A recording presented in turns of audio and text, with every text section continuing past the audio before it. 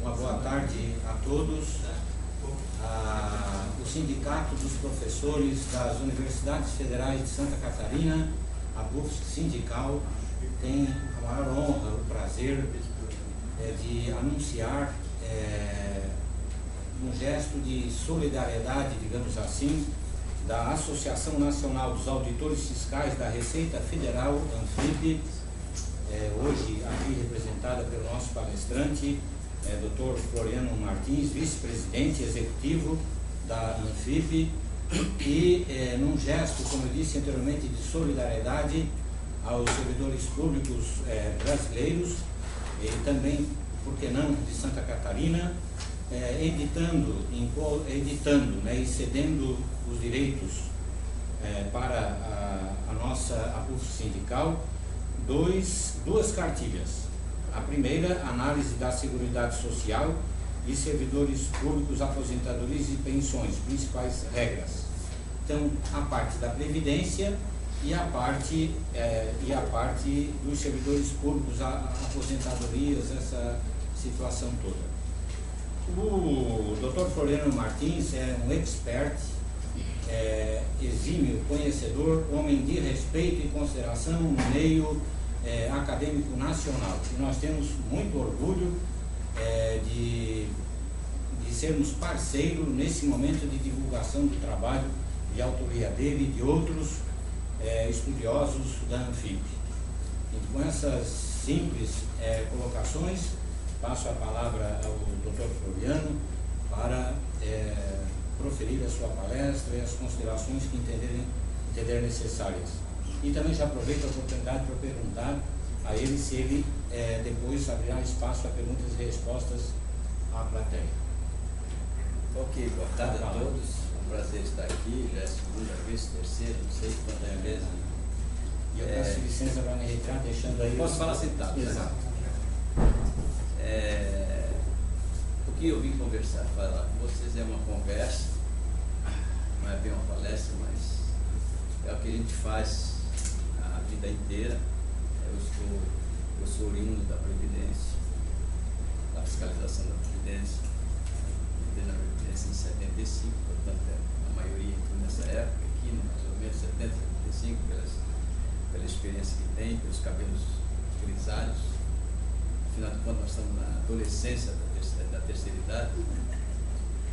E a FIP, nós entramos então na Previdência, viemos da Previdência, foi criada a Secretaria da Previdência, e agora, a partir de 2007, foi feita a fusão da Previdência, a fiscalização da Previdência com a fiscalização da Receita. E criou-se então a Receita Federal do Brasil, a Secretaria da Receita Federal do Brasil, uma só.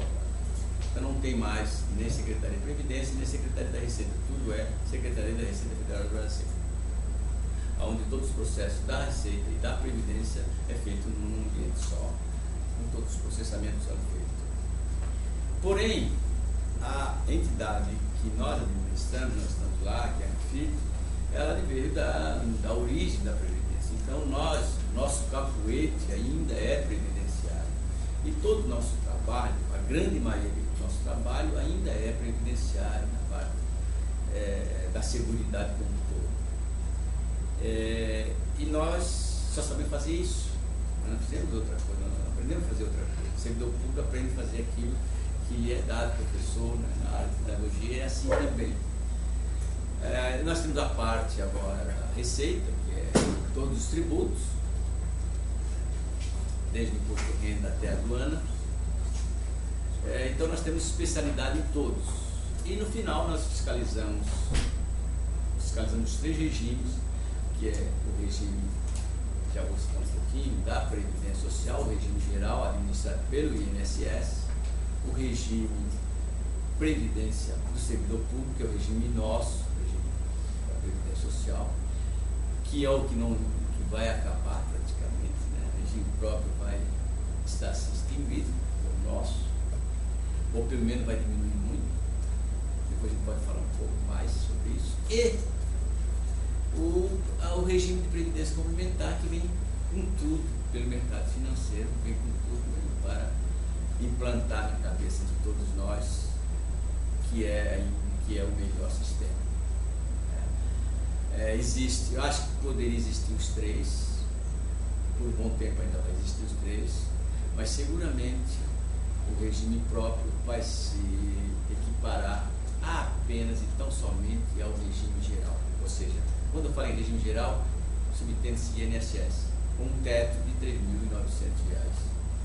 3.900. Esse é o que está sendo proposto pelo governo, a lei já está pronta, e esse é o que eu vou falar um pouquinho aí, fazendo um pouco rir de todos eles, né? A cartilha que nós fizemos que estamos divulgando, que já foi divulgado, isso aí apenas é uma segunda via, né? Segunda edição.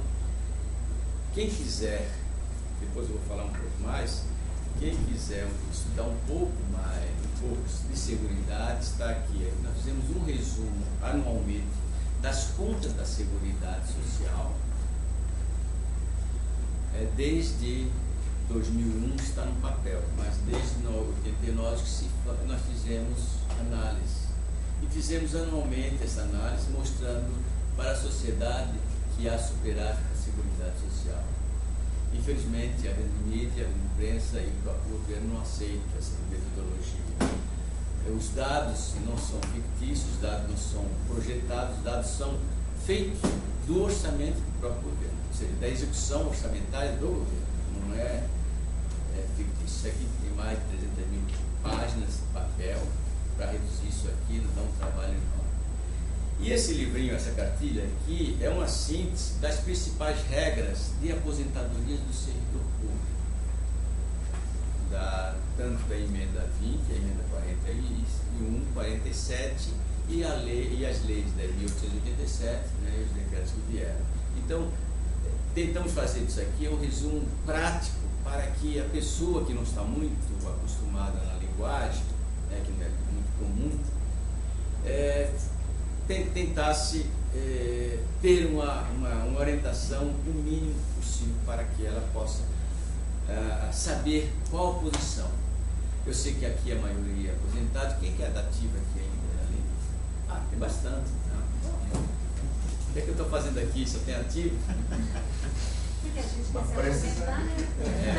Então, aqui tem a orientação, basicamente as orientações, quase todas as orientações, exceto a emenda 70, que saiu agora, saiu este ano, nós não podemos incluir, mas não tem muita novidade a emenda 70. Tem uma grande importância, sim, mas não tem muita novidade. Tem uma grande importância porque com a emenda 70 vocês podem morrer na sala, não tem problema nenhum, que deixe uma afeição razoável. Até então vocês não podiam nem ficar doente, né? Sabiam, né? Mesmo assim, ainda acho que é penoso aqueles que estão na ativa. Se vocês têm que morrer, eu estou falando isso aqui, mas não é brincadeira. Vou falar uma linguagem comum para todo mundo entender. A emenda 70 só dá direito para quem tem doenças especiais, no artigo 186, que é câncer, neoplasia maligna, ou seja, cegueira total, e a AIDS, etc. São 12 doenças. Então, se vocês pegarem uma dessas doenças que ninguém quer, aí tem direito à aposentadoria integral. Mas caso venha a ter uma invalidez que não seja enquadrada naquelas doenças, a aposentadoria dos ativos ainda continua com média e proporcionalidade ao tempo de serviço.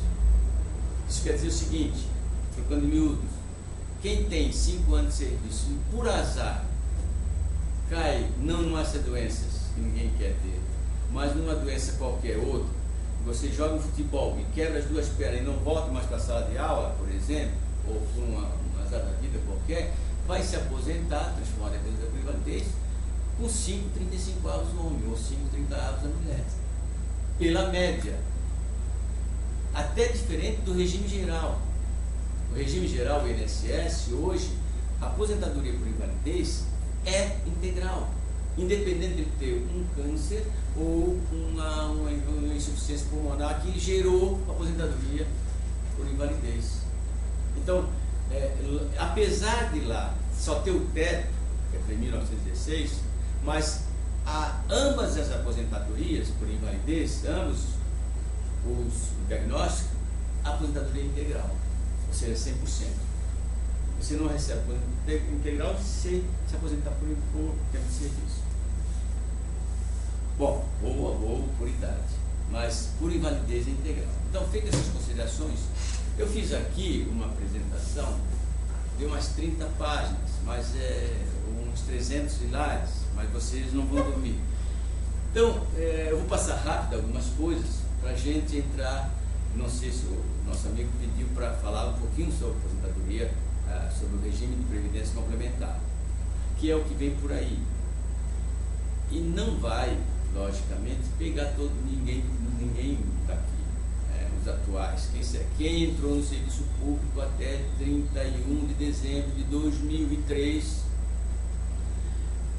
tem direito à aposentadoria integral em algumas regras. Quem entrou depois de 2004, a aposentadoria dele é média e não tem integralidade nem paridade. E quem entrar no serviço público depois de fevereiro, que é a previsão de 2013, 2013 não vai ter mais integralidade e paridade, nem média para acima do teto. Só vai receber o regime geral até o teto. Já vou dar, só estou antecipando o que eu vou falar. Estas são as condições. Mas aí tem uma pergunta que ninguém quer calar. Nós, como ficamos? Nós estamos salvos? E a nossa integralidade e paridade? E vocês que estão na ativa, que estão esperando a Fórmula 95, né? Com 35 mais 60 ou 55 com 30 para a mulher? Eu não tenho certeza, porque daqui a pouco o governo vai dizer que não tem orçamento, e se der reajuste para os ativos, ele tem que acabar com a paridade e integralidade dos inativos. Ou vocês têm dúvida disso? Nós já passamos tantas fases na seguridade, na nossa experiência, tanta fase na Previdência, seja no regime geral do INSS, seja no regime próprio, nós sofremos tanto que eu não confio mais. Agora mesmo, ano que vem, virá uma reforma do regime geral. Por exemplo, o regime, quando eu digo regime geral, normalmente eu dou INSS. Todo dia você vê nos jornais que sai notícia dizendo que a pensionista do INSS ganha muito e que é um absurdo. Por trás disso vai acabar o fator previdenciário, que eu acho que já deveria acabar, porém vai se instituir a idade, que já no serviço público já tem. Não é isso? No serviço público ninguém se aposenta sem idade. Ou não? Ou vocês não? É na somatória, né? Tá, vamos lá. Deixa eu passar um pouquinho só para mudar. Bom, então eu fiz o seguinte: começar com, ao invés do título Previdência Complementar, eu botei, mas eu começaria com algumas coisas da Seguridade Social, desse livrinho aqui, para vocês verem, mostrar para vocês como a Seguridade não é deficitária. O governo diz que tem déficit, eu vou mostrar para vocês que não tem déficit na Seguridade Social. E a Seguridade Social é voltada para a saúde, previdência e social. É um conjunto de ação voltada para a saúde, previdência e assistência social. Os três. Não incluindo o nosso regime. Nosso regime não é Seguridade. Nosso regime está no artigo 40. Seguridade está a partir do artigo 195. Então são duas coisas distintas. Nosso regime é pago pelo orçamento fiscal, deveria ser pago. O regime do INSS é pago pelo orçamento da Seguridade, que está lá no artigo 195. E aí é que eu vou falar um pouquinho, rapidamente, para vocês, para terem uma ideia. Então, o que diz o artigo 3º da Constituição constituir uma sociedade justa, livre, etc, etc. Eu vou passar isso aqui rápido, a ordem social, e é exatamente isso aqui que eu queria falar um pouquinho. Aonde diz o artigo 194, que é um conjunto de ação voltada para a sociedade, e os recursos advém do orçamento público, da contribuição do empregador, da empresa, do trabalhador e demais seguranças. Então, não sendo vocês nem eu, todos aqueles que trabalham aqui no restaurante, que não seja servidor público, ou no mercado público, ou no shopping, ou no Bradesco, ou no Banco do Brasil, todos, ou no sindicato aqui na PUFS, né? Eles são o quê? Regidos pelo regime geral, pelo regime do INSS. Então eles pagam a sua aposentadoria em função também do patrão. E já vou dizer, porém a Constituição disse que nós devemos ter 3 orçamentos, e nós não fizemos nenhum orçamento. Nós devemos ter 3 orçamentos: um orçamento da Seguridade, um orçamento das estatais e um orçamento do regime do orçamento da União. Infelizmente o governo capa os orçamentos. Ele faz o orçamento da União com o orçamento da Seguridade Social. Então ele mistura, e essa misturança que leva a metodologias diferentes. Passar rapidamente. Então, o modelo de orçamento, o modelo de seguridade é este: ações voltadas para a saúde, previdência e social. Vou passar rapidamente, depois, se vocês quiserem essa transparência, eu deixo aqui. Então, ela é universal, ela é uniforme, ela é seletiva, ela é irredutibilidade de valor, ela é equidade de custeio, cada um paga de acordo com a sua necessidade. Diversidade, base de financiamento, eu vou falar isso um pouquinho, e caráter democrático nunca existiu. Pouco existiu. Existe um Conselho Nacional de Previdência Social que não tem poder, ele apenas homologa, ele não tem poder de decisão. E aqui é o financiamento da Seguridade. Sua Seguridade é com a folha, através da folha da receita, do lucro, do concurso prognóstico, do importador, da CPMF, que não existe aqui, já acabou. Todo mundo aqui paga para a Seguridade Social. Todos aqui. Além de vocês pagarem para a aposentadoria de vocês. Quando vocês tomam essa água aqui, quando eu estou tomando essa água, eu estou pagando para a Seguridade Social. Através de quê? Através da Confins. A Confins é uma contribuição que se paga sobre o faturamento da empresa de 3,7,5% sobre o faturamento dessa água aqui. Então, se essa água aqui custa R$3, R$2, em cima dela, o empresário paga para a Seguridade Social 3%. E assim sucessivamente. Então, primeiro, folha de salários. Novamente, todos aqui não, todos os que estão registrados na Previdência Social, ou estão na empresa, pagam a folha de salário, sobre a folha de salário. Já vou detalhar um pouco. Receita de faturamento é o Confins. Lucro, a empresa paga sobre o lucro de 9% a 15% também, eu vou falar um pouquinho. Concurso prognóstico. Todos vocês, é bom porque acorda um pouquinho quem está dormindo, quem tiver muito. Concurso prognóstico.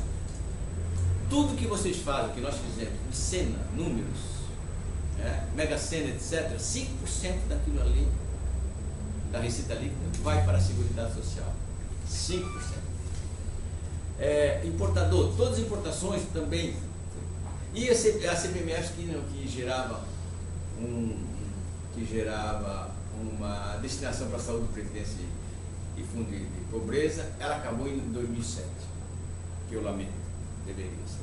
Então veja, resumindo, a folha de salário, toda empresa paga 20% da remuneração do empregado, sem teto. Então, se um de vocês pegarem uma gerência do Banco do Brasil que pague R$50 mil por mês, vocês sabem que tem, né? Banco do Brasil tem 48 gerentes que ganham 48 mil. E ainda dizem que o professor ganha muito e o auditor ganha muito. Não quer dizer que lá ele não ganha, não tem direito. Estou dizendo que é uma comparação exagerada. Aqueles 50 mil, o Banco do Brasil paga 20% sobre aqueles 50 mil. E, deixa eu pegar aqui a minha canetinha, rapidamente, você não precisa se preocupar não, porque eu já passo isso aí já. E só para dar uma introdução palestra.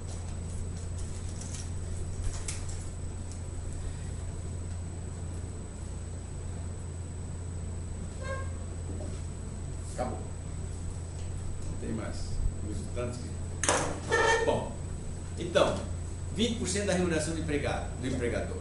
Todo mundo paga, todas as empresas pagam 20% sobre a remuneração. A cooperativa paga 15% quando é cooperativa. Ainda além disso, dos 20%, a empresa paga 1, 12 ou 3% para fins de acidente de trabalho sobre a folha de pagamento. Então tem empresa que paga 21, 22 ou 23. Ainda, além disso, a empresa paga, além disso tudo aqui, a empresa paga para a Previdência 12 ou 9 ou 6% sobre a folha para aquele segmento que tem aposentadoria especial. Por exemplo, uma mineradora, além de pagar os 20, além de pagar os 13, ela paga mais 12% sobre a folha para aquele segmento que vão ter aposentadoria especial de 15, 20 ou 25 anos de serviço. Ou operador de raio-x no hospital. Né? Bom, e os bancos pagam 12,5% para substituir o terceiro. Vamos lá. O empregado paga 8, 9, 11% sobre o teto. O empregado não paga. Veja, a diferença aqui. A empresa paga 20% sem teto. No caso dos 50 mil reais que eu disse, a empresa paga, o banco paga 20% sobre 50 mil e o empregado, ele participa somente com 8, 9, 11% sobre o teto. Por que ele paga sobre o teto? Porque a receita, porque o benefício dele é sobre o teto. E vou dizer mais, o teto da Previdência, que é 3.928, 3.916, não é o máximo que ele paga. Porque hoje, quem contribuiu a vida inteira para a Previdência Social e buscando a média, semana passada fiz uma aposentadoria local, dá 3.515. Então, o máximo que se ganha na Previdência é 3.515. Se ele tiver 35 anos de serviço e 65 anos de idade, o homem, tá? Por causa do fator previdenciário, porque o fator previdenciário come muito.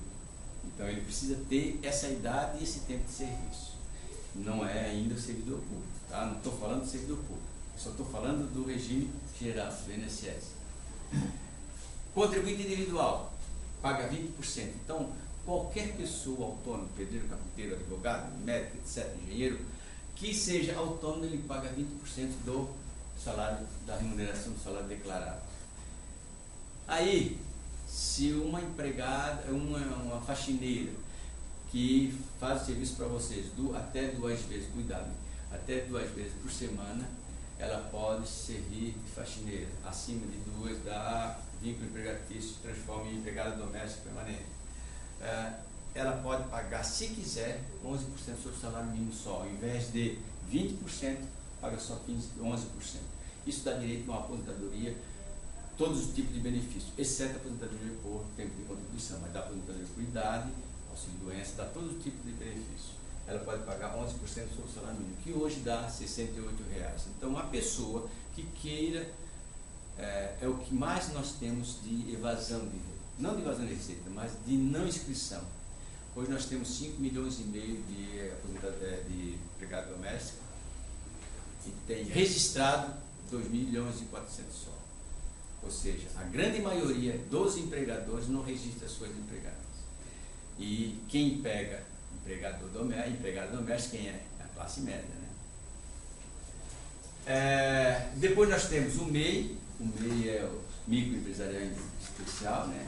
Individual, microempresário individual, que paga 5% sobre o faturamento, se ele tiver empregado sobre 3%.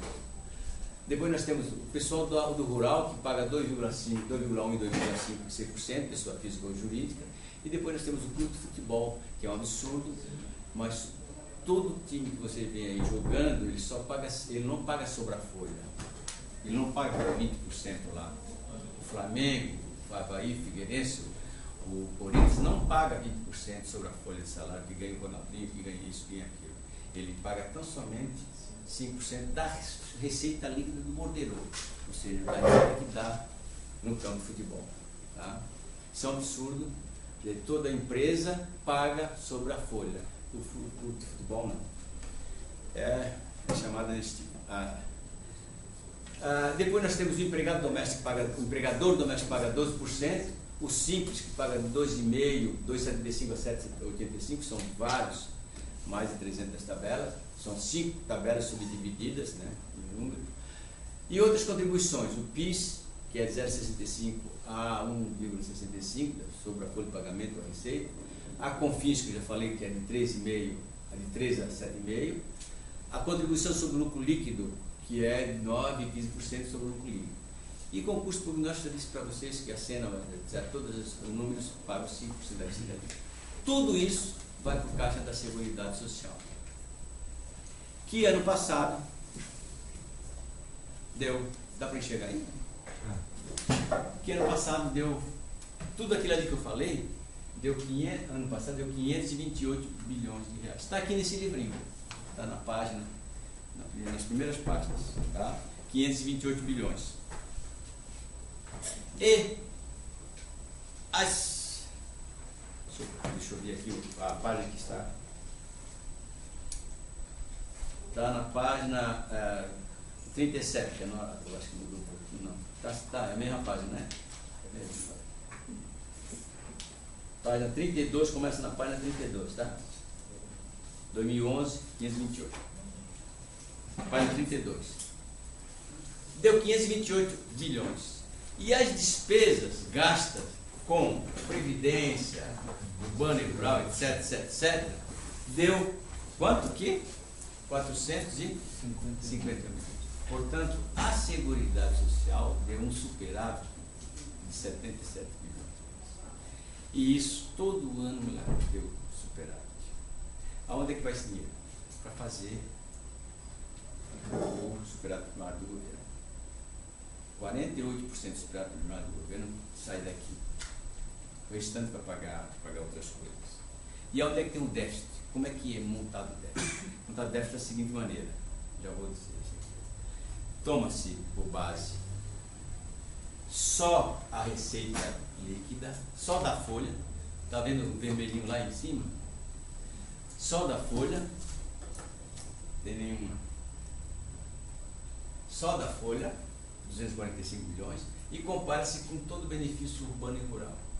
Aí, logicamente, o governo diz que está déficit na Previdência 35 milhões. Esse ano vai dar 38, coisa parecida. Já está projetado mais ou menos. Isso é que é dito para a sociedade e os grandes jornais que compram isso aí. Para quê? Para exatamente dizer que a Previdência tem déficit, para fazer reforma, para diminuir o benefício ou para aumentar a receita, ou seja, para aumentar a contribuição. Isso é o normal de qualquer governo. Né? Paramos por aqui, só para vocês terem uma ideia de como funciona a Seguridade Social. O próximo passo, esse aqui é só para dizer que fizemos de 2011, 2005 a 2010, tudo isso é o superávit de todos eles. Ano a ano. Este ano deu 77, ano passado deu 2,58. Na crise de 2009 deu 32 bilhões mesmo assim. Tá, superávit. Bom, voltando agora para o nosso bate-papo, a essência da palestra, o regime previdenciário brasileiro é subdividido em 3 regimes. O regime, esse que eu falei, administrado pelo INSS, trabalha no setor privado. O setor público, que é o nosso, dá para... o militar separado. E a previdência complementar, que é uma parte da nossa que nós vamos falar agora.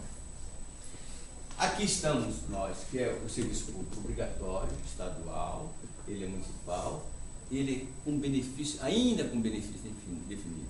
Para os que estão até 2003, ainda tem uma perspectiva de receber um salário integral, com aposentadoria integral e paridade. Não esqueça da paridade, que é sumamente importante. Feito isso, esse regime de previdência complementar é um regime que pode ser fechado ou aberto. Já vou falar o que é um e o que é outro. Bom, e para dar um toquezinho de todas as regrinhas que estão aqui. O que eu fiz aqui foi uma síntese de toda essa regra aqui. Isso aqui já é um resumo. Daí eu tentei numa planilha todo o resumo disso aqui. Vamos explicar rapidamente. Então, quem entrou no serviço público a partir de quando aqui? De 1 de janeiro. De 1 de 2004, esse indivíduo vai pegar, além de ter 4 requisitos, ele tem que ter homem, 35 anos de serviço, 60 de idade, obrigatoriamente, tem que ter 15 de serviço público e 10 anos no cargo, mas esse é o menos. Mas a aposentadoria dele vai ser pela média. Sendo média, não tem integralidade nem paridade. Então, todos que tiveram entrado no serviço público, tem 2 filhos que entraram em 2005 e 2006, já estão nesse sistema aqui, já disse para elas, estão ralados. Não tem nem integralidade nem paridade. Pode ter até o mesmo vencimento.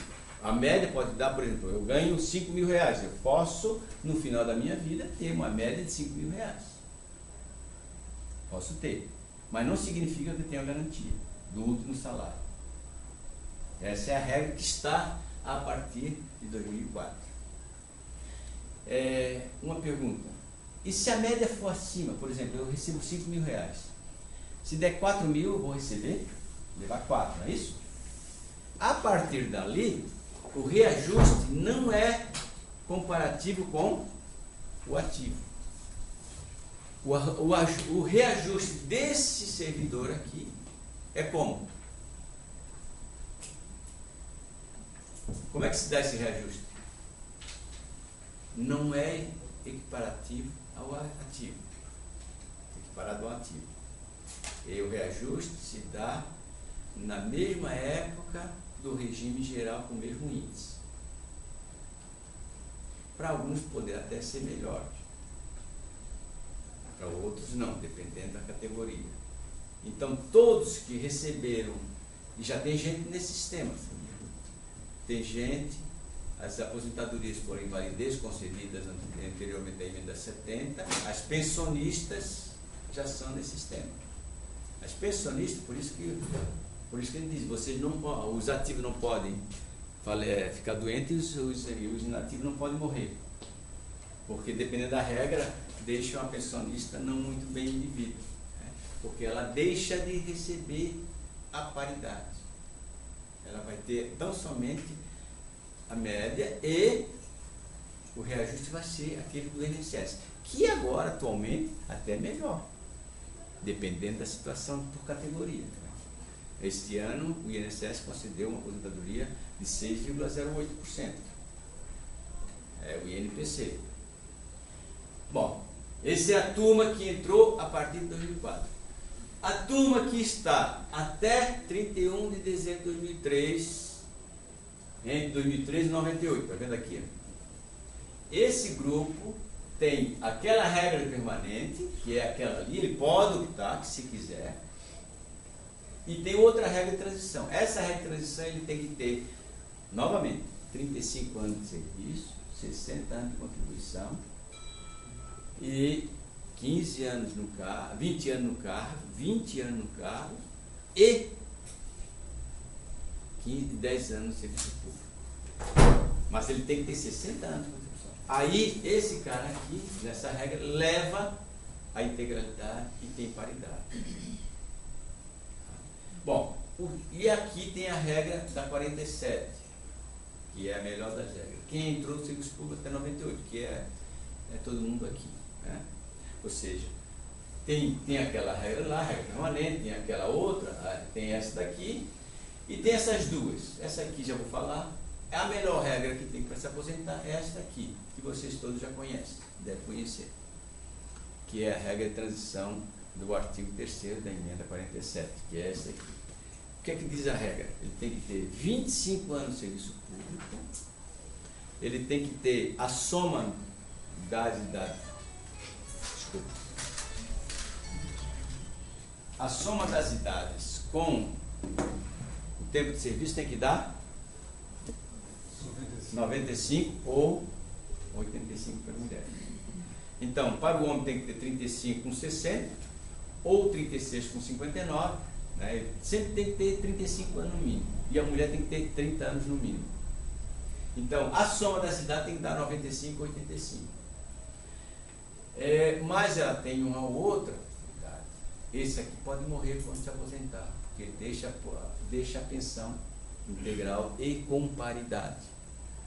Diferente desta aqui, que a pensionista fica no buraco negro, ela transforma em média e, consequentemente, o regime vai para o regime geral. Essa aqui não. Essa aqui, a pensionista garante, ou seja, ele garante para a pensionista a integralidade, a paridade, que é o mais importante. Principalmente para as categorias que brigam mais, as categorias que lutam mais, é importante essa regra aqui. Alguma pergunta aqui? Pode perguntar agora, porque eu vou falar agora sobre previdência complementar, e aí...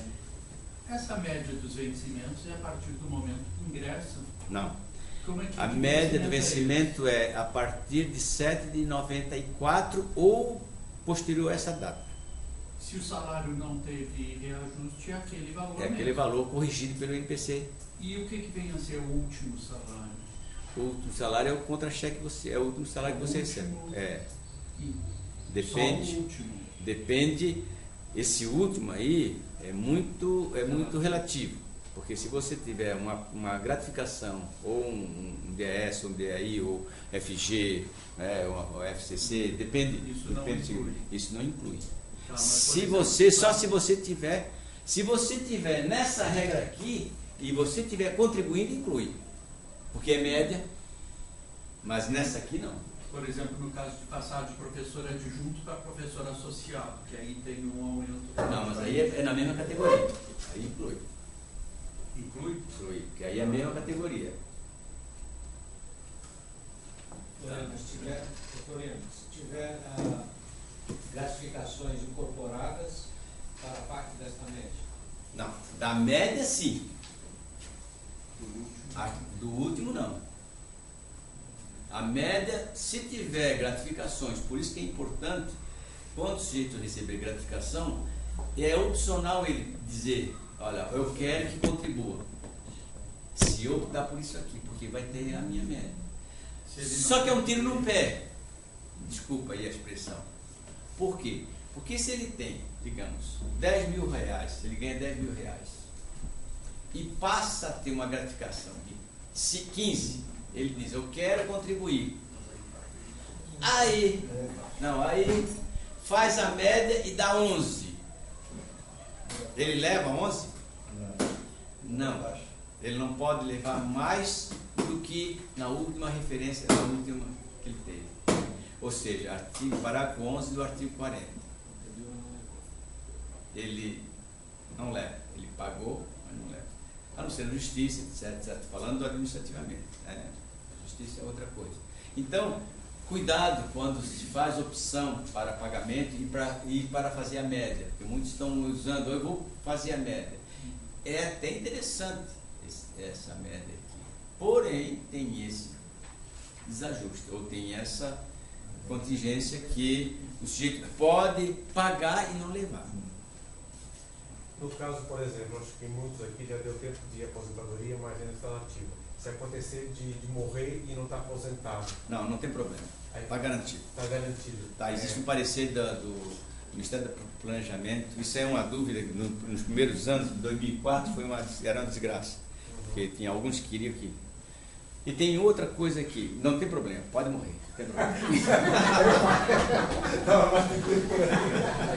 Fica tranquilo. Está garantido naquela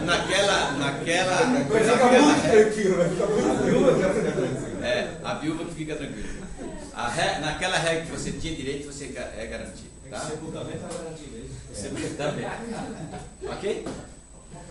Eu quero passar. Tudo bem. Por gentileza, eu só gostaria de reiterar quem opta pela regra de transição, artigo 3, no 47. Aqui, né? Esse aí.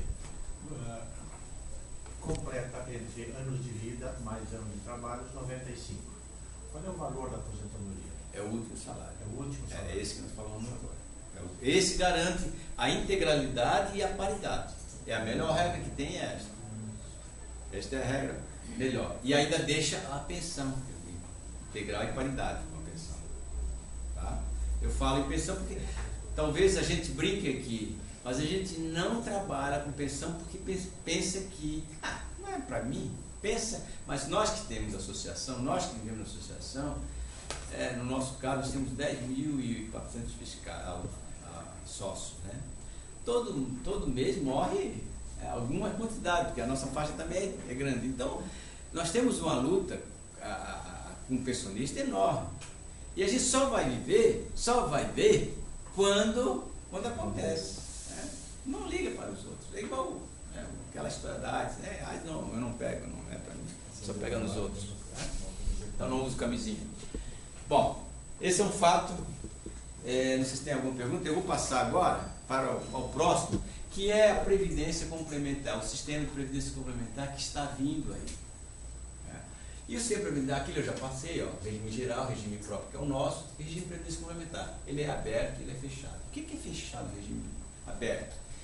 Regime de previdência aberto, como o nome já disse, é um regime onde você possa individualmente comprar qualquer benefício em bancos privados ou públicos. Então você pode comprar, por exemplo, um PGBL, Plano Gerador de Benefício Livre, no Bradesco, no Banco do Brasil, no Itaú, etc. Aonde você pode comprar para a sua família, para você, etc. E você vai pagar 2 taxas. Depois eu explico melhor isso aqui. O fechado, como o nome já disse, é fechado para aquela empresa. É uma entidade fechada que monta um plano de previdência para aquele número de empregados ou para aquela aglomeração. Pode ser. Tipo Petrobras. Petrobras tem 30 e poucas empresas. Então, ela forma... A Petros é um dos fundos de pensão que fornece a seus empregados previdência complementar para aquele grupo. Nós temos hoje 360 fundos, mais ou menos, 359, 360 fundos no Brasil, público e particular, ou seja, fundo público, tipo PVI, FUNCEF, Petros, Elétrica, Quicelo, da Celeste. Então nós temos 360. E tem como patrocinador e constituidor. Todos esses que eu falei é como patrocinador. Todos. Porque tem um patrocinador que paga uma parte. É o que vai ser o FUNPRESP nosso, o que vai ser o nosso fundo, o futuro. Não o nosso, mas os nossos colegas servidores, que entrarão a partir de fevereiro. Isso é a previsão.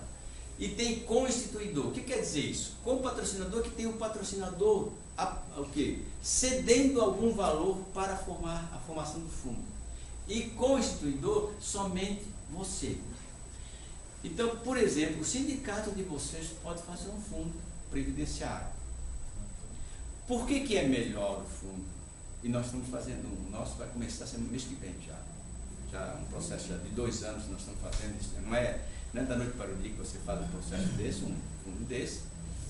Já estamos 2 anos e poucos montando e nós vamos fazer o nosso é conveniado com a Jusprev, que é uma entidade de magistrados. Então a nossa há uma similitude e nós fizemos um convênio com eles. Então quem vai administrar, inclusive, são eles, não somos nós. Mas isso você pode fazer entre entidades, porque você deixa de pagar uma taxa. Quando você vai lá no Banco do Brasil e faz um Brasil Prévio, por exemplo, ou, sabe quanto é que a taxa do Brasil Prévio? É 9%. Um PGBL tem 2 taxas. Tem a taxa de carregamento, que dependendo da conversa ou o valor que você vai colocar, pode ser de 1,5% até 5%. Se você coloca R$100 por mês, por exemplo, eles cobram 5%. Então, na hora que você coloca 100, naquele momento você já deixa 5%. Você começa com R$95. Além disso, tem a taxa gorda, que é chamada taxa de administração. Tudo que você ganhar, eles cobram uma taxa de administração de 3, 4, 3,5%. Então eles cobram 2 taxas, porque eles visam o lucro. O banco é assim mesmo. Constituidor não, você não paga aquela taxa, você só paga a taxa de entrada para administrar o recurso. Então o nosso, por exemplo, vai ser 3%, uma taxa razoavelmente barata apesar dos seus juros também estavam baixos. Né? Na entidade aberta, nós temos vários fundos. Né? Quando você receber o contra-cheque desse mês que vem, tem um 13º, né? Vem o 13º dia 12 e dia 13. O que é que os bancos fazem e fornecem para vocês? Várias cartinhas. Aplique no PGBL e faz o quê? Deduz o imposto de renda ano que vem. Não é isso que eles dizem? Tá, é verdade aquilo ali, mas tem que ter um cuidado. Que é isso aqui, ó, PGBL, Plano Gerador de Benefício Líquido, que você pode deduzir até 12% do imposto de renda. E é verdade. Por exemplo, você aplica no 13º todo, digamos que o nosso amigo lá receba 20 mil reais de 13º e aplique no PGBL. Então ele pode só aplicar até 12% da receita da renda bruta do ano. Então ele aplica 20 mil, sei lá, e no ano seguinte, na declaração de imposto de renda dele, ele deduz aquele imposto de renda, aquilo do imposto de renda. Em princípio é uma vantagem razoável, mas você, quando fizer isso, você tem que optar também pelo imposto de renda regressivo e progressivo. E aí vem uma outra situação. Se você aplicar o progressivo, é aquele que nós pagamos, que vai de 12, 15, 22 a 27,5. Todo mundo vê isso no contra-cheque, né? Esse é o progressivo. O regressivo ele começa de 35% e vai até 10%, é o contrário. Então, se você ficar 2 anos, você paga 35%. Se você ficar 4 anos, 30%. E vai diminuindo. Se você ficar mais de 10 anos, você só paga 10% de imposto de renda. Só que você não ajusta. Então, você tem que saber como aplicar esse recurso. Não só vão na onda do banco. Tem que aplicar e saber o imposto de renda e quanto tempo você vai ficar lá. Se vale a pena o progressivo ou o regressivo. Estou falando grego, não? Ou dá para entender? Ou mais ou menos? Esse aqui, e muita gente faz para os seus filhos, seus netos. Né? Esse aqui, vida geradora, é destinado para aqueles que têm isentos ou para aqueles que fazem o modelo simplificado. Quem faz o modelo simplificado, é bom aplicar nesse aqui. Por quê? Porque na hora, este aqui você aplica, deduz o imposto de renda, só quando você vai retirar, o que acontece? Você vai pagar imposto de renda. Se é regressivo, você paga o regressivo, se é progressivo, você paga o regressivo. Tá? Você paga pelo valor retirado. Este aqui, você não deduz o imposto de renda, por isso que ele é bom para o modelo simplificado, mas na hora de retirar, você só paga também o que deu de lucro, ou seja, o diferenciado principal. Tá? Ele tem pouco controle social, porque nós não controlamos, né? Ele serve apenas para esse tipo de imposto de renda. Então, as entidades abertas servem muito para poupança normal, não poupança previdenciária, e para redução de imposto de renda. Nós não temos controle, nós não participamos. Ninguém aqui participa do Bradesco. Nem sabemos como o Bradesco aplica. Nem o Banco do Brasil, nem o Itaú. Estou dando os nomes porque é conhecido. Né? As entidades fechadas é diferente. Ó, ela é privada. Essa que o governo está instalando é privada. Não é universidade, não é Receita Federal, não é magistratura, não é nada. Ela é uma entidade privada. Essa que o governo está implantando é privada. A relação não existe entre o governo. É uma entidade chamada Entidade Fechada de Previdência Complementar. Entidade privada, ela não tem fim lucrativo e a forma de fundação sociedade civil. Então a nossa vai ser privada. Esse é a briga, embora de natureza pública, mas é privada. Então não vai ter ação contra o governo praticamente. Vocês vão ver, ele vai botar um fundo lá, um valor lá, e é aquilo ali que nós vamos receber.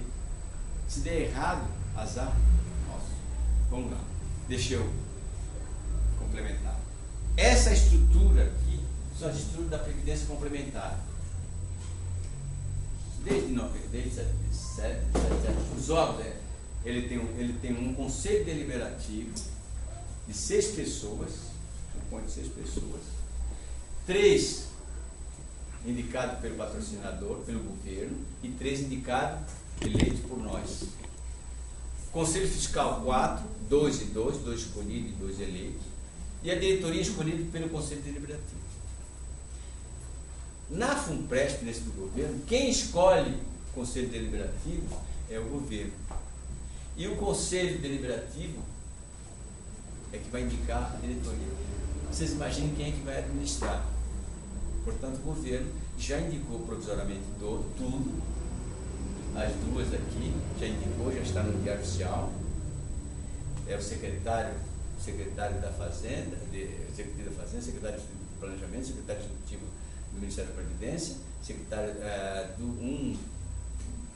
do TCU, da Câmara e um do Senado. Então, um de cada um já foram escolhidos. Saiu a semana passada. E a mesma coisa do Conselho Fiscal 4. Eles vão se reunir e vão escolher a diretoria. Então, nesses primeiros 2 anos, que é provisório, nós não temos participação nenhuma. A partir do 2º ano, é que nós vamos escolher 3 aqui e 2 aqui. E mesmo assim, esses 6, quem é o presidente é sempre o indicado pelo patrocinador. Então, sempre o governo vai gerenciar o conselho, administrar o conselho de administração. Como ele é maioria, ele sempre vai indicar a diretoria. Engraçado, né? O dinheiro é do participante, mas o governo é que vai administrar. Entenderam? A dificuldade que nós vamos ter, diferente hoje da Previ. A Previ tem uma participação enorme dos funcionários do Banco do Brasil. A Caixa Econômica também é FUNCEF.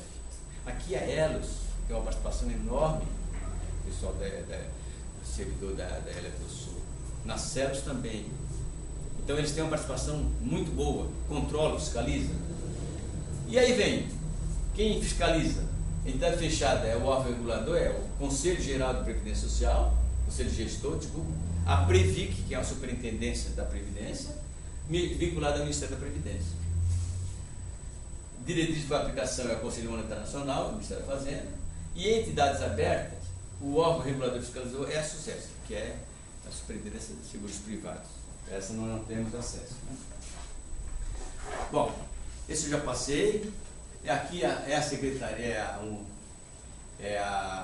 a estrutura do Ministério da Fazenda, do Ministério da Previdência, da Previc, que é esse órgão que fiscaliza, esse Conselho de Recursos de Previdência, que é um órgão de recurso, esse formula a política e esse é o Conselho Nacional de Previdência. Então, na verdade, o órgão fiscalizador é a Superintendência da Previc. Bom, continuando. A forma, vocês pensam que é fácil, mas é mais complexo do que o nosso regime. A complexidade em capitalização é muito mais difícil do que vocês imaginam. Hoje, vocês estão aqui esperando para se aposentar, esperando que o governo conceda, como eu, uma aposentadoria mais tranquila. Os nossos futuros colegas vão ter que fazer isso, as suas reservas para montar a sua futura aposentadoria. O governo só vai garantir até o teto da Previdência, 3.900. Fora dali, que não é 3.900, é 3.500. Fora dali, vocês vão fazer a reserva. E essa reserva é por conta daquela fundação lá, daquela entidade. Então eu vou fazer a minha reserva, dependendo da taxa, dependendo do mercado e dependendo do gerenciamento. Eu vou ter no futuro a chamada reserva matemática, ou a reserva de contribuição.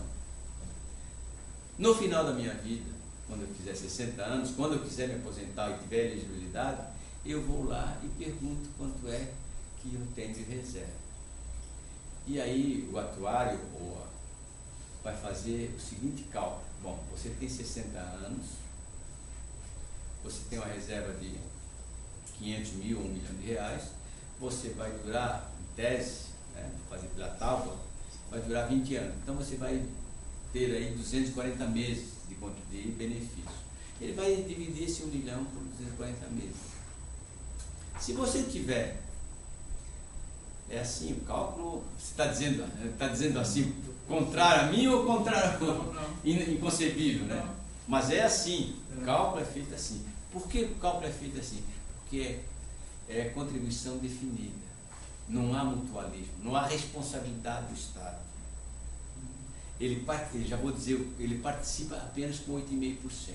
Então, em tese, você vai lá, faz o cálculo, ele vai dividir 1 milhão por 240 meses, bota aí mais 20, 13º, e você vai receber.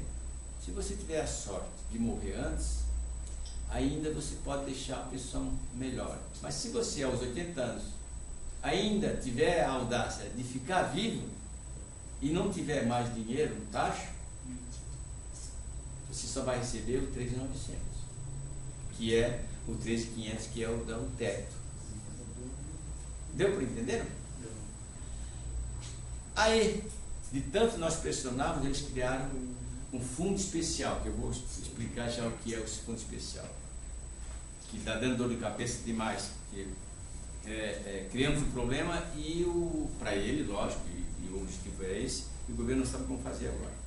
Bom, esse é o benefício definido, ou seja, você sabe o que vai receber, é o que vocês estão ganhando, ou pretendem ganhar, você sabe qual é a sua aposentadoria, ou seja, o benefício definido é aquele benefício, na mudança da benefício, aquele cujo benefício programado tem seu valor previamente estabelecido. Esse é o benefício que nós temos hoje. A contribuição definida não. Você paga durante a sua vida laboral, mas você não tem certeza do seu benefício definido. Por isso que a contribuição é definida, mas o benefício não é. É em função da sua reserva. Eu estou passando rápido porque tem muita coisa. Ela, nesse plano, vai ser esse tipo aqui. A contribuição contratada na adesão, o governo vai dar 8,5 e você vai pagar acima de 8,5 se você quiser, mas o mínimo, ele vai pagar no máximo 8,5. A variável benefício decorre da reserva, etc, etc. E apresenta grande simplificação, ou seja, atuarial. Você não tem déficit, nunca vai ter déficit. Porque quando você tem déficit, você vai diminuindo o seu benefício. Então o plano nunca vai ter déficit. Tá? Não sei se estão entendendo. Ou seja, o plano nunca vai ter déficit, esse plano nosso aqui. Não existe déficit em plano de contribuição definida. Por quê? Porque não existe responsabilidade de mutualismo, não existe responsabilidade do patrocinador, diferente do Banco do Brasil, diferente da ELO, diferente do AFUNCEF. De vez em quando eles atualizam para ver se vão ter déficit no final. Se tiver déficit, ambos, participante e patrocinador, começam a gerir novos recursos para não ter déficit no futuro. Esse não. E tem um modelo de contribuição variável que você faz com contribuição definida no início e com mutualismo no final. É possível fazer esse modelo que o mundo inteiro está tentando empregar mais. Eu vou passar isso aqui rapidamente e para a gente ter uma ideia de como vai ser o fundo da Previdência. É isso aqui. A contribuição do servidor pode ser 8,5 ou mais. Pode ser 8,5 mais, mas a contribuição da União não pode ser mais do que 8,5. Se o servidor contribui com 7 aqui, a União vai se pagar 7. Agora, o servidor pode pagar 11, 12, pode pagar como ele está hoje. Mas a União não vai pagar mais disso. Com esses dois, 17%, ele vai fazer um fundo de reserva de aposentadoria, que é chamada reserva de aposentadoria programada, que são em benefício que você vai... Quais são os benefícios programados? É por idade, por tempo de contribuição. Vai fazer um fundo de cobertura extraordinária para quê? Esse fundo aqui tem 5 fundos. 5 segmentos. Tem aposentadoria de risco. O que é aposentadoria de risco? Benefício de risco. Aposentadoria de invalidez e pensão.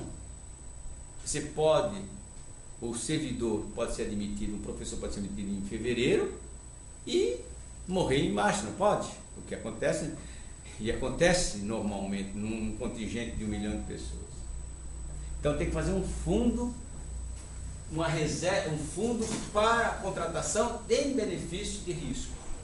Tem ainda as professoras primários, que se aposentam com 25 anos, tem os operadores de raio-x, tem os médicos, tem a Polícia Federal, tudo isso que se aposentam mais cedo. Que nenhum que vai contribuir com 35 anos vai participar com aqueles que participam com 20. Entenderam? Com 25. Ou seja, aqueles que vão contribuir com 35 anos vão ter uma reserva maior, porque vão ter maior número de benefícios, maior número de meses. Aqueles que vão se aposentar com 25 anos vão ter uma reserva menor. E como é que se vai dar essa diferença? Quem que vai pagar essa diferença? Além disso, nesse mesmo fundo estão criando, aquele exemplo que eu dei, quando o sujeito morre aos 80 anos, o que é que ele vai ver? Então estão criando um fundo de sobrevivência, chamado fundo de sobrevivência, para que ele possa sobreviver depois dos 80 anos. Mesmo raspando taxa, esse fundo pode sobreviver. Mas tudo isso aí ainda é com 17%. Olha, se hoje nós pagamos 11%, o governo paga 22%, e tem déficit, eu disse que tem déficit para nós, não é? Imagina com 17%. Além disso, esse fundo vai ter que ter, com esse dinheiro vai ter que ter um fundo para pagar o administrador. Vai ter uma casa, vai ter uma entidade com quem? Com servidores, e tem que pagar. Então esse 17% também vai fazer parte para pagar o fundo. Então nós vamos ter 3 fundos aqui que advém dos 17%. Tá? Para terminar um pouco aí, para a gente ter discussão, só para vocês terem ideia, hoje o governo estabelece só 8%, não é isso? 8% do valor que ultrapassa os 3.900. Então, por exemplo, se eu ganho 3.800 aqui na Federal, eu não vou participar, ou mesmo lá na Previdência ou na Receita, eu não vou participar do fundo. Sabiam? Não entendi isso aí. Não podia. Então, por exemplo, eu faço um concurso hoje. Se eu começo como professor com 3.800, eu não vou participar desse fundo. Por quê? Porque o governo só vai participar quem tem valor acima de 3.900, que é o teto da Previdência. 3.916. Então eu não vou participar desse fundo. Aí daqui a 10 anos eu vou fazer na minha escala e passo para 4. Aí quando chegar 4, 5, é que o governo vai participar com 8,5. Dá diferença. Diferente é isso que nós ficamos brigando os 6 meses de discussão lá, porque a gente queria uma equiparação com as estatais, pelo menos com as estatais. Se vocês forem lá no Banco do Brasil, na Caixa Econômica, na Petrobras ou em qualquer, na Helios, Celes, etc., todo e qualquer empregado admitido, a entidade paga o valor sobre tudo que ele recebe. Por exemplo, se eu ganho 3.800 no Banco do Brasil, o Banco do Brasil paga para mim um valor escolhido, que eu já vou dizer, para a previdência deles. Entendeu? No nosso caso, servidor público, não. É preciso que ele ganhe acima de 3.916, que é o teto. Então, a Previ, por exemplo, você escolhe, não, eu quero participar com 7%. Aí o Banco do Brasil paga 7% também. Mas eu quero participar com 17%. Ela paga também 17%. No governo federal, não. É 8,5% para todo mundo. E acima do teto. Isso tem uma diferença enorme ao longo de 30 anos de receita, de acumulação de capital. Aqui eu escolho 10%, digamos, mesmo 8,5%, mas é sobre todo o capital, toda a minha remuneração. No governo federal, não, vai ser a diferença. Se eu ganho 10 mil reais, ele vai pagar 8,5% sobre quanto? Sobre 6 mil. Sobre 10 menos 3.900, sobre 6 mil e pouco. Aqui no Banco do Brasil, não, se eu ganho 10 mil, vou receber 17% se eu fizer opção sobre os 10 mil, e assim sucessivamente. Quem é o professor de estatística aí sabe que ao longo do período dá uma diferença enorme. E assim na PET, na FUNCEP é a mesma coisa. São valores diferenciados com valores do patamar inicial. Bom, Eu vou passar isso aqui rapidamente. Isso é lei, a lei está aqui, a 12.618, que já foi criada, o FUNPRESP, natureza jurídica, é uma fundação, ele tem autonomia financeira, ela vai gerenciar financeiramente. Quem pode, os servidores que entrarão pode a instituição, portanto, provavelmente vai ser em fevereiro. Vocês podem fazer opção, quem estiver na ativa. Evidentemente vocês não vão ser loucos, né? Mas pode optar. Tá? Alguns podem achar que é interessante. Tá? São 3 entidades. Sem fim lucrativo novamente, após esse prazo vai ter 2 anos, eu já falei isso, durante esses primeiros 2 anos o governo vai nomear, já nomeou os 2 conselhos, né? Depois de 2 anos fica o conselho paritário. Né? E aqui tem uma coisa interessante, que tudo passa pela Secretaria da Fazenda e Planejamento, você sabe disso, né? A estrutura é uma só, e a previsão de contribuição 8.000%. Bom, se o sujeito quiser passar, por exemplo, no caso de vocês, vamos ver aqui, no caso de vocês, se alguém tiver com 10 anos e quiser passar para a Previdência Complementar, pode. Ele pode passar para a Previdência Complementar. Aí ele vai ter 3 aposentadorias, que bom, né? Vai ter 3 aposentadorias. Ele vai ter uma do regime PRO, 3.900, vai ter uma do período que ele ficou e a outra do capital que ele tem. Então ele vai ter 3 aposentadorias nessa fórmula aí. Essa é uma fórmula doida, mas é factível. Ele recebe a primeira do regime PRO, de 3.900, 3.500. Ele vai receber uma outra aplicando esse fator de conversão, que é durante o período que ele ficou no regime PRO, acima do teto, e depois dessa ele vai pegar aquilo ali e vai ter uma outra reserva. Então ele vai ter 3 aposentadorias. As 3, evidentemente, ele não vai dar uma, né? Imagino que vocês não vão fazer isso. Mas tem opção. Quem estiver no início de carreira pode até tentar. O benefício que eu disse lá, o fundo extraordinário é esse aqui, fundo de participação, fundo de invalidez, aposentadoria das mulheres e sobrevivência do assistido. Bom, como é que vai ficar, só para ver se eu vou passar, como é que vai ficar a regra de transição? Então, quem teve posse anterior à data do ingresso, as regras ficam inalteradas, no caso de vocês, né? Vamos lá. Quem tem, vocês podem, por exemplo, qualquer um de vocês, como eu já disse, pode aderir a FUNPRESP. Se quiser aderir a FUNPRESP, vai ter uma cobertura do regime próprio até o teto, vai ter um benefício especial, aquele que eu falei ali, e vai ter o benefício complementar. Então vai ter 3 aposentadorias, no caso de vocês. Quem estiver hoje no ativo, né? Quem tiver posse a partir de fevereiro, digamos, ele pode aderir à FUNPRESP e ele vai ter um benefício complementar. Vai ter um benefício complementar e vai ter um benefício do regime geral. Então ele vai ter 2 aposentadorias. Um do regime próprio, até o teto, e outro da Previdência Complementar. Mas se ele não quiser, ele não participa da Previdência Complementar. Não é obrigatório. Não é igual hoje que nós entramos no serviço público e somos obrigados a contribuir com 11% sobre o valor total da nossa remuneração. Ele não precisa. Então, ele não adere. Então, ele só vai ter direito a um benefício do regime próprio. Quanto é que é? É o valor médio do regime do teto da Previdência, que hoje dá em torno de R$ 3.500.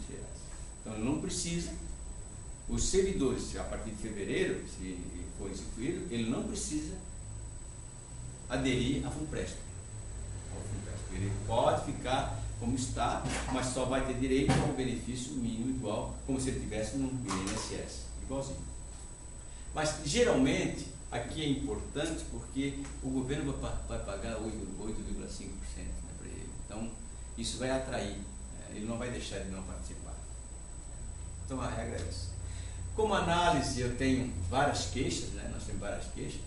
Ele não é um benefício de plano de contribuição, ele é mais um PGBL, ele não é benefício previdenciário.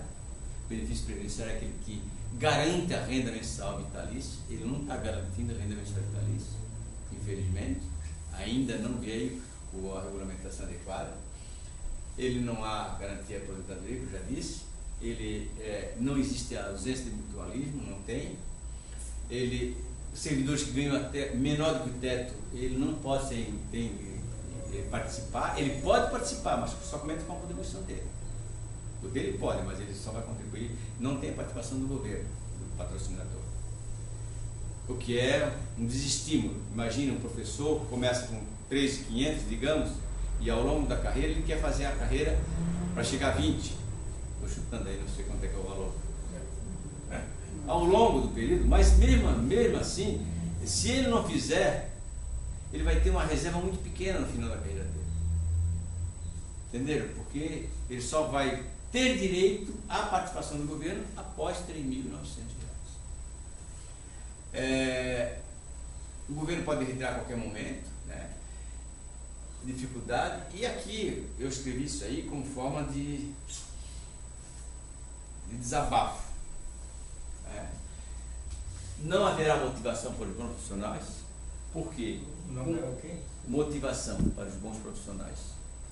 Porque as pessoas vão fazer concurso, vão ficar 3 ou 4 anos, e como pode levar a reserva, os bons profissionais provavelmente vão sair do serviço público, levar aquela reserva e ter outro emprego. Hoje, por exemplo, eu vou dar o meu caso. Se eu sair do serviço público, vocês também não levamos nada, não é isso? Ninguém leva absolutamente nada. O serviço público foi feito para isso, exatamente isso. Ou seja, para tentar deixar uma massa de servidores a serviço da sociedade. E para isso ele teria que ter algum benefício. Quais os benefícios que o servidor tinha até então? A aposentadoria diferenciada e uma estabilidade, que não é muito, mas é uma estabilidade. Mas o diferencial do servidor público era um benefício diferenciado, era uma aposentadoria diferenciada, que estimulava ele ir para a aposentadoria. Ou seja, para ficar o tempo todo no serviço público. Se ele tem uma chance de levar toda a reserva dele, por que ele vai ficar? Um juiz, por exemplo. Você imagina um juiz, ao longo de uma carreira, depois de 20 ou 25 anos, ele tem uma experiência enorme.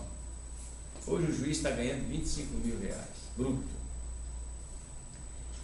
Qualquer um juiz bom vai ser convidado para qualquer banca de advogado, aí ganhando 4, 5, 6 vezes, 10 vezes muito mais do que isso. Quer dizer, o Estado vai perder a capacidade dessas pessoas boas. Então vão ficar aqueles que não têm capacidade para ir para o mercado. E não é isso que a sociedade paga.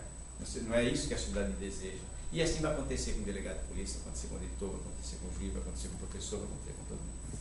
Infelizmente, não é muito atrativo. Para você ter uma ideia, foi feito um concurso agora de auditor fiscal. É um concurso pesado, tem 16 matérias, mas 46% nós temos de abstenção, não fizeram. A gente não sabe porque o valor, não sabe se é por causa disso, não sabe se é por quanto trabalho, não sei se é a prova que é difícil. Mas, de qualquer forma, um concurso com um inicial de R$13.000 e 46% não fazer o concurso, é um índice preocupante. E isso vai acontecer, está acontecendo no juizado, no Ministério Público, na Polícia Federal. Quer dizer, é um negócio extremamente delicado quando você não tem atratividade.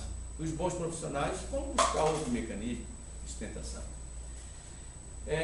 Em função, é isso aí que eu estou falando. Nós não temos fundo de garantia, nós não temos participação nos lucros. O servidor não tem nada disso. Portanto, é um desestímulo. O único estímulo que ele tinha eram 2: aposentadoria diferenciada e a estabilidade. Isso aqui também é outra briga, porque até hoje só tem na União, os estados não implantaram e não tem uma resistência enorme, só tem o estado do Rio de São Paulo que está implantando. Os municípios não vão implantar, ou seja, vai se dar o inverso. A União vai perder os bons profissionais até para os estados e municípios, porque os estados e municípios não vão ter previdência complementar e vai ser um chamariz para os bons profissionais. E em segurança jurídica, por uma representação da diretoria. Bom, eu vou... Era isso. Tem uma brincadeira ali, mas é um aviãozinho ali que eu passo de vez em quando, mas é para a plateia rir um pouquinho. Tem situações na vida que a gente tem que ter a calma, né? Nós fizemos muita briga contra o governo sobre esse plano. Não que a gente era resistente da previdência complementar, mas a forma de implantar a previdência complementar foi totalmente errada. Errada não, mas tem interesse. Não errado, não tem plano, não teve um planejamento, não teve um modelo. Você faz um modelo primeiro de plano, para depois ver quanto é que vai custar esse plano. Mas não houve interesse. Não houve nada. Houve apenas, olha, vocês têm o direito de 8,5%. Só isso. Uma pergunta. Era isso. Se uma pessoa se aposenta tudo direitinho, trabalha depois numa outra empresa, por que a empresa continua a descontar o INSS? Isso aí já é pergunta de consultoria, mas vou responder. Não, essa vai se interessar por essa. Olha, são duas coisas.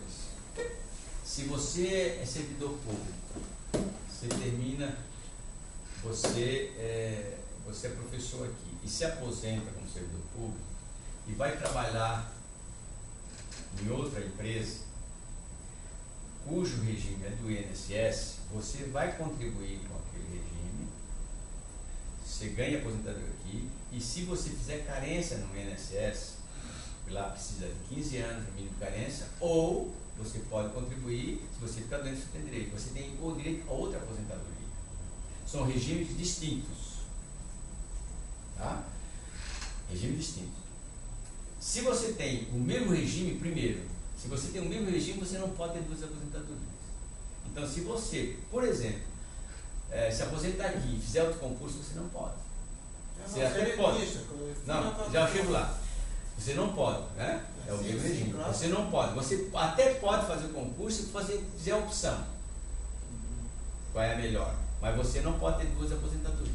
E você não pode nem receber uma nem receber outra. A mesma coisa no regime geral. Você se aposenta no INSS e você continua você não é obrigado a trabalhar. Mas se você trabalha, você está contribuindo para a Previdência Social. Você é um sistema solidário. E, portanto, contribui. O que está acontecendo agora é a desaposentação, ou seja, é um processo em que você, falando do regime em geral, tá? Não é mais o nosso, em que você é aposentado e continua contribuindo. Você pode entrar na justiça ou você pode até esperar um pouco agora que o STF vai decidir sobre a desaposentação. Você junta as duas coisas e melhora a sua aposentadoria futura. Mas você tem que saber, porque muitos estão contribuindo, com uma aposentadoria elevada que eu digo até o teto, e na hora de sair, ele vai contribuir com um salário mínimo só. Você não pode, aí fica 5, 6 anos contribuindo um salário mínimo. Você cuidado com isso, porque você não vai juntar. Se você juntar, você vai baixar essa aposentadoria aqui. Deu para perceber? Tá? O que você tem que fazer é se aposentar e continuar contribuindo com o valor do teto, ou próximo. Porque senão você não vai ganhar. Tá? Agora é obrigatório. É obrigatório porque é um sistema solidário. Então a questão é essa. É um sistema solidário. No regime próprio você nem pode. E no regime geral você pode, porque é livre iniciativa, ninguém tira direito. Quer dizer que é compulsório. É compulsório. É solidário, é compulsório. É compulsório. Agora tem o fato de ser tributo, né? Ele tem um fato gerador que é o trabalho. Não, o trabalho. Toda a Previdência Social, toda a receita previdenciária é tributo. Mas não, você paga para a solidariedade dos outros também. Paga. Se você não usar, você está pagando. Antigamente, até 2009, até abril de 95, existiu o chamado pecúlio. Existe lá alguns projetos de lei também. O que era esse pecúlio? Você trabalhava, se aposentava e continuava trabalhando. No final, quando você saísse do serviço, você teria direito à sua parte, não a parte do empregador, mas a parte que você receberia, com juros de 4%, certo? Chamado pecúlio, mas acabou em abril de 95. Como acabou o pé na cova, né? Não, nós temos. Não, pé na cova era interessante. Não, no serviço público. Serviço público. Mas no regime geral, não. O pé na cova vem de lá. É o nosso abono, né? Quem que tem abono aqui? O abono. Esse abono nasceu do regime geral. Porque o regime geral teve esse abono. Tá? Até 94, 93, 94. A partir daí acabou. Tem também está lá em discussão para retornar para o regime geral. Fazer cópia do regime próprio. Alguma? Olha, mais uma coisa, esse é aquele artigo que o senhor falou ali, terceiro, parágrafo 47, está aqui. Tá aí. Tá. Isso aí eu acho que é o mais interessante.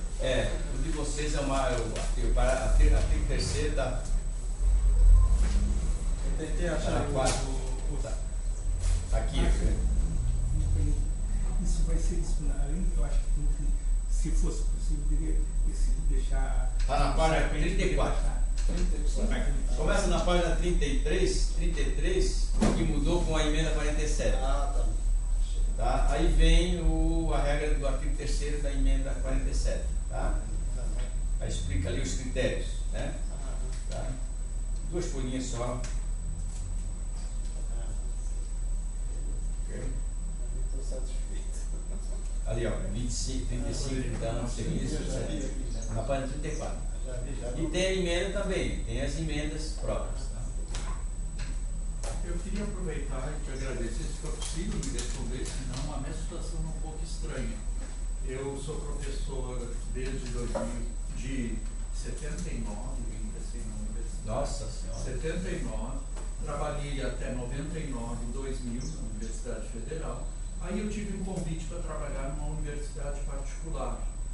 E fui trabalhar durante 5 anos numa universidade particular e com o tempo me desliguei da federal, porque estava numa situação que não compensava, o clima estava muito ruim no trabalho, e trabalhei durante 5 anos numa universidade particular em Salvador, na Bahia. Aí terminei meu trabalho lá, que era para formar um curso novo, que estava se estruturando, e fiz concurso aqui na Federal de Santa Catarina. Quando? Eu ingressei aqui em 2006, março de 2006. Então eu estou nessa lei de 2004 e perdi tudo que eu tinha antes. É isso? Perdi tudo. Infelizmente, você pode até ter. Porque é 5 anos, não? Não é 5 anos. Para ter continuidade entre os serviços, não tem que perder nenhum dia. Tá, então isso aí já. O que você vai usar é o tempo de serviço. Tá, isso tudo eu já incorporei. Mas a regra não. A regra já não. incorporei. Inclusive agora eles estão questionando os 10 anos de carreira. Porque diz 10 anos de carreira e 5 anos no cargo. Uma coisa assim. Os 5 anos no cargo, tudo bem, eu sou professor aqui há 6 anos. Agora, os 10 anos de carreira, eles estão questionando que teria que ser na instituição. E a carreira não é magistério público federal? Qual é a sua carreira? Eu sou funcionário público, docente do magistério público, princípios. Mas ainda é um questionamento. Porque a carreira, veja, vocês estão questionando não o serviço público, sim a carreira. O que é carreira? A carreira é um conjunto de cargos, tá, voltado para aquela categoria. Acontece que a carreira você tem que estar na instituição.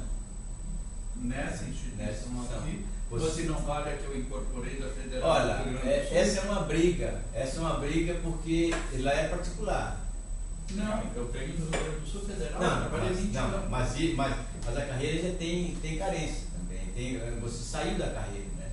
Saí durante 5 Você anos. saiu Não, durante- eu fui professor, mas não federal.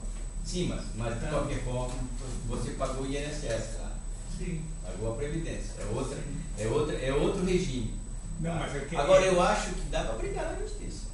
Pois eu procurei na internet e tem algumas ações favoráveis, dizendo que a carreira é toda, não é a... Tem alguma, dá para brigar. Eu estou respondendo administrativamente, Claro. igual como se eu estivesse ali Claro. no recursos humanos. A minha função aqui é fazer as duas coisas. Mas tem saída na justiça, você ganha. Mas não, eu pedi o abono agora, eu acho que eu vou ficar. Até os 70. Porque ele também ficar fazendo o quê, né? Não. São duas coisas que eu sempre digo. Eu sou aposentado, mas eu tenho atividade. Não é só, principalmente para quem é intelectualizado, né? Ou seja, para quem vive disso, né? Mais com a cabeça do que com o corpo, né? O corpo a gente esquece às vezes. Mas tem duas coisas da aposentadoria que é fundamental. Uma é o financeiro, lógico, né? O financeiro é importante. Mas o financeiro você sabe, olha, eu vou me aposentar com 5 mil reais, então eu vou me ajustar o meu orçamento, minha família, minha mulher, com 5 mil reais. Então você sabe programar. Mas a outra pior coisa que tem é o psicológico. É você transformar o sábado, domingo em segunda, e vice-versa. Você não ter sábado, domingo e segunda. Você ter todos os dias da semana iguais. Esse é fundamental para o ser humano. Aí eu estou falando como ser humano e não como da Receita, né? Coisa parecida. É fundamental que a gente tenha uma atividade, mesmo que seja gratuita. E para vocês que são intelectualizados, que trabalham com intelectualidade, é fundamental esse provimento de atividade, seja em qualquer área. Estavam brigando lá para ver se aumenta mais 5 anos, né, de 70 para 75. Eu acho que no segmento intelectualizado, eu acho que é possível fazer isso. No segmento de esforço físico, não, mas o segmento intelectualizado. E nas carreiras, nas principais do Estado, algumas não, lógico, como policial federal, por exemplo, né, você não tem militar, tem algumas que você não pode, tem que restringir. Limitar o tempo, e o ser humano também exagera um pouco, né? Mas algumas não, algumas eu acho que pode, juiz, né? Mas existe alguma coisa a respeito disso? Tem uma PEC para 75 anos. 75? Não precisa nem ser 75, mas mais 3 anos. Não, 75. 75 vai ser. Tem uma PEC. É Só que é uma briga enorme, porque a PEC só estendia aos magistrados, principalmente aos tribunais superiores. E quem é contra é a OAB. Por que ele é contra? Porque quanto mais os tribunais superiores ficam lá, menos chance tem os advogados de subir na escala dos tribunais. Então, uma briga entre eles. Não é de carro. Hein? Não é carro. É cargo. Um juiz, por exemplo, um desembargador. Quando é que ele vai ser desembargador? Quando é que um ministro do tribunal sobe? Né? Ele fica lá, quer sair mais. Um ou outro que você vê sair antes dos 70. Você vê aí o Aires Brito saiu ontem, né? De ontem. O outro lá saiu em agosto. Eu conheço 2 que saíram antes de 70 anos. A Grace e o Jobim saíram antes de 70. O restante não sai antes de 70. Lá até 70 anos. Primeiro, obrigado pelos esclarecimentos. Foi muito rápido também, mas é assim. Não, foi ótimo. Você está falando do seguinte, dos intelectualizados, mas ao mesmo tempo nós temos um período histórico de passagem no Brasil de urbano exportador para industrial. E muita gente dessa geração, da minha geração, pegou uma parte do sistema anterior e ingressou nessa outra parte no que diz respeito à infraestrutura. Então, nós começamos a trabalhar muito cedo. Então, eu vou completar 58 anos agora, mas eu comecei a dar aula com 17 anos. Antes disso, quando eu consegui me equilibrar no carro inchado, o pai já delimitavam um trecho de roça para capinar. Então, acho que tem aí um grupo intermediário que vai ter um diferencial desse pessoal que está entrando agora. Inclusive, eu oriento aqui na educação, no mestrado, no doutorado, tem tese sobre o alongamento da escolarização como equivalente a emprego. Porque tem uma bolsa, porque tem tudo precarizado, né? Mas tem. Então, o sentimento dessas mudanças é muito diferente para quem está ingressando e quem foi pegando e sendo abatido em pleno voo em diversas delas. Eu tenho 38 anos de trabalho, de carteira assinada, né? A situação é particular, mas é também... Não, mas eu percebo abrange muita gente. Eu percebo no conjunto um grupo muito grande de pessoas que entrou no trabalho, quer dizer, no trabalho formal, num período ainda em que a situação era muito diferente de agora. Não, sem coisa não. É lucídio. Porque no fundo, em síntese, eu quero dizer o seguinte, que eu acho que ainda para um grande contingente, a aposentadoria por idade é uma injustiça. Ainda. Em relação a esse pessoal que começou a trabalhar muito cedo. Não, são duas coisas. Nós estamos falando de serviço público. O serviço, por exemplo, o regime geral não tem limite de idade, né, para se aposentar, né, para a expulsória. Como ele tocou no... Para o serviço público, a expulsória é aos 70 anos. Mas para o regime geral não existe. Você pode trabalhar até os 100 anos, né, e ter uma aposentadoria nem tempo mínimo. O tempo mínimo é 16 anos, mas o máximo não existe. Tá? São duas coisas. No regime geral, na massa de trabalhadores, eu sou radicalmente contra a fixação de idade. A fixação de idade dessa aposentadoria. Para nós já está fixado o serviço público. Por isso que eu fiz uma série de observações assim rápidas. Por quê? Porque no regime próprio, quem entrou em 2004, no seu caso, minha filha, por exemplo, não vai se aposentar menos de 55 anos de idade. E o homem menos de 60 não vai se aposentar. Já está fixado. Aí você está analisando o mercado de trabalho como um todo desde o início, né? Você entrou com 16 anos também, né? Não é só isso. São segmentos do Brasil inteiro, né? No Brasil, em que você não pode equiparar todos da mesma forma. Por isso que eu sou contra, por exemplo, acabar com o fator previdenciário. Eu quero acabar com o fator previdenciário, mas que não exija idade mínima. Porque o que vai acontecer é exatamente isso que você está dizendo. Vai fixar a idade mínima para quem? 65 anos? Será que o pedreiro, o carpinteiro vai viver até lá? Servente? Ou seja, vai ter condições de trabalhar até os 65 anos?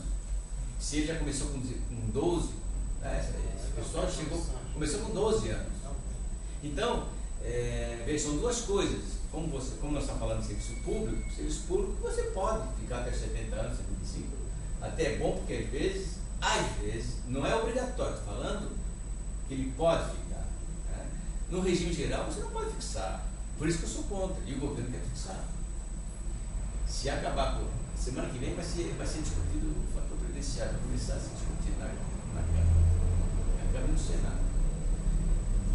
Uma das ideias, o governo aceita acabar com o fator previdenciário, desde que fixe idade mínima. E idade mínima significa prejudicar e muito os trabalhadores braçais, desde o canavieiro até o servente pedreiro, que não tem condições, primeiro que ele não tem condições de carteira assinada continuamente. O servente aí, você pega um servente, eu trabalhei muito tempo na Previdência e conheço isso, né? Tinha 10, 15 empregos, hoje tem 30, 40.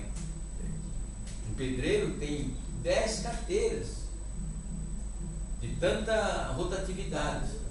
E se você pega uma carteira dessa, às vezes não dá 30 anos.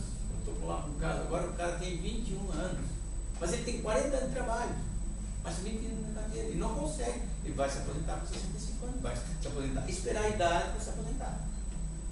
Ainda bem que tem a idade, né? Que você pode se aposentar por idade. Ainda bem. Mas se for só tempo de contribuição, como querem fazer, esse pessoal vai se lascar. Tá gravando não, né? Diga. Tem um aspecto, assim, que talvez não seja importante, mas uma coisa que os colegas, assim, com o advento do computador, dessa máquina, a gente acaba fazendo muita coisa que antigamente, quando comecei aqui, para datilografar uma prova, eu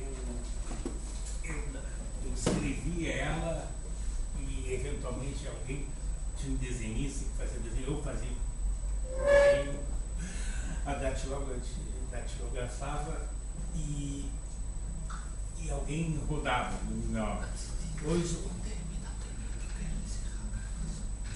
aí no ponto que está hoje, é muito fácil, né? Que eu pego, digito ali, colo um T, colo uma figura e faço uma prova, faço todo o meu trabalho, um trabalho que eu tive.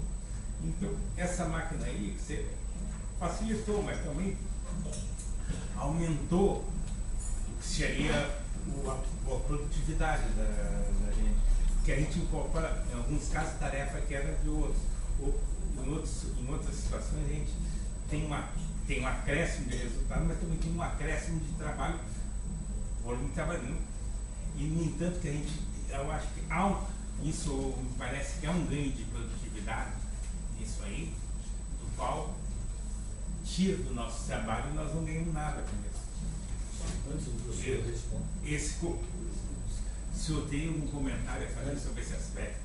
Antes do professor responder, eu queria pedir licença para agradecer o professor Dr. Floriano Martins pela brilhante palestra, agradecer à Associação Nacional dos Auditores Fiscais da Receita Federal, ANFIP, pela generosidade e colaboração que teve conosco de emprestar, dar para nós, né, 2 cartilhas, servidores públicos e análise da Seguridade Social. O nosso objetivo com este empreendimento, esta cooperação com a ANFIP que tivemos, foi possibilitar aos professores que ingressam na carreira uma oportunidade de olhar para o futuro, não é? Olhar para o futuro com esperança de modificar algo que temos que, em linhas gerais, não é tão esperançoso, tão auspicioso assim. E aos professores que já estão na carreira pudessem também vislumbrar uma situação de esperança no tocante o seu pedido de aposentadoria. Então, com essas palavras, agradecemos mais uma vez o professor Dr. Floriano Martins, ANFIP, a todos os que nos prestigiaram com sua atenção e sugiro uma salva de palmas em agradecimento a ele. Obrigado. Veja, quando o senhor estava falando, ia responder para ele o seguinte: